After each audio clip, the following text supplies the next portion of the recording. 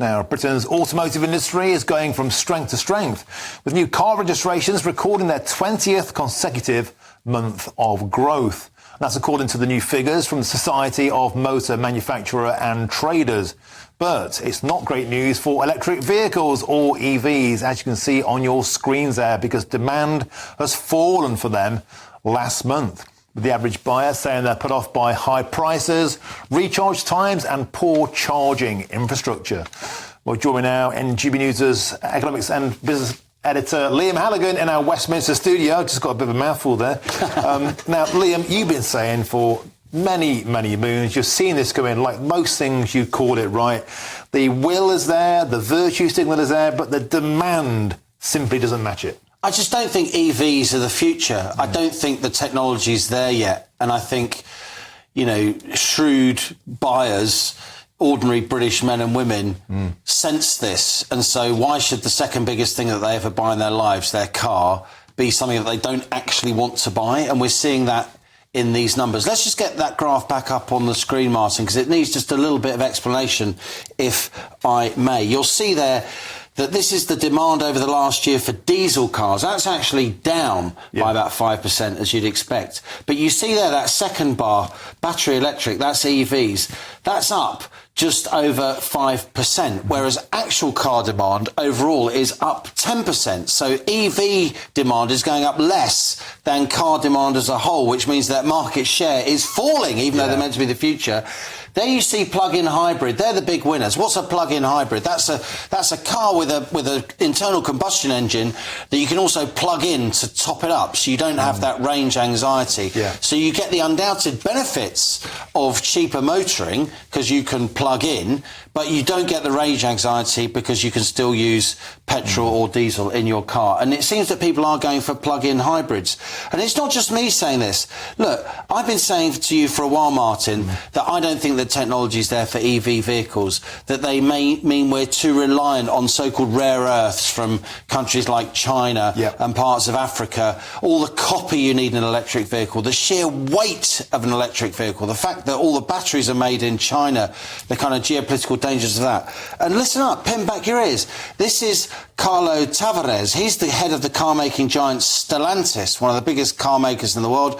I was up on Stellantis's factory on Ellesmere Port there, up in the northwest of England quite recently. Stellantis's brands include Vauxhall, Peugeot, Fiat. They really are a super brand. And this is Carlo Tavares on EVs, warning that EVs, electric vehicles, are unlikely to ever be universally popular among drivers.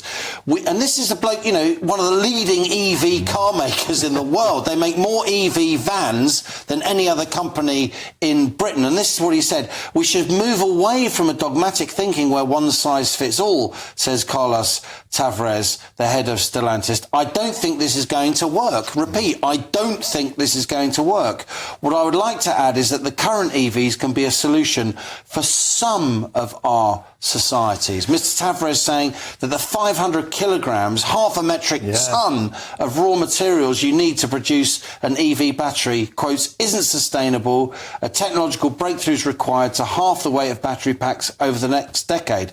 That's what myself and some other sages in the pub have been saying for 2 years. Yeah, astonishing stuff. And all the extra weight, of course, adds the biggest pollutant to the air, particulates, because they chew up tyres. I digress. When will reality bite for the policymakers? Because they're going to ban diesel and petrol cars in 2035, or so they maintain. If the guy that makes them saying that's going to work, when are they going to wake up and smell the coffee? I think what Carlos Tavares is saying is that EVs aren't the sort of catch-all universal solution. They are part of the solution. Yeah, I don't doubt that. They are part of the solution, but I don't think they are so much of the solution that we should be forcing people by law to buy them. The market doesn't work like that. Well, how does somebody in Whitehall know better than, you know, all the car technologists in the world what they may be thinking in 3 years' time. They just don't know better. It's just arrogant to convince yourself that you can make other people by law buy a certain product. We have seen a little bit of reality coming into this debate.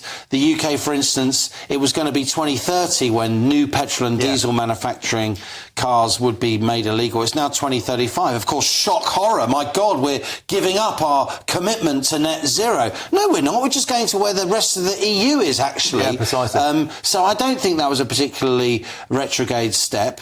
As I say, I do think EVs are part of the solution, but they are just part of the solution. I don't think, personally, that the battery technology is there yet. That's why you have companies basically demanding that the government bribes them to build gigafactories to build EV car batteries. That's why you've got this incredible port up in Blythe in the northeast of England, a perfect site for a gigafactory. It's hooked up to the national grid. It's near a deep water port, which Blythe is, and nobody wants to buy the site because they're not convinced, even with government funding, that the market is actually there yet. So it'd be really good if politicians passed laws that actually reflected technological reality rather than passing laws that make them heroes within their own dinner parties. And quickly, Liam, of course, all this electricity that goes with this car is not powered by unicorns on treadmills anyway, is it? It's power stations that burn gas. You know the novelist Lionel Shriver, not the sort of person you'd think of as a technology writer.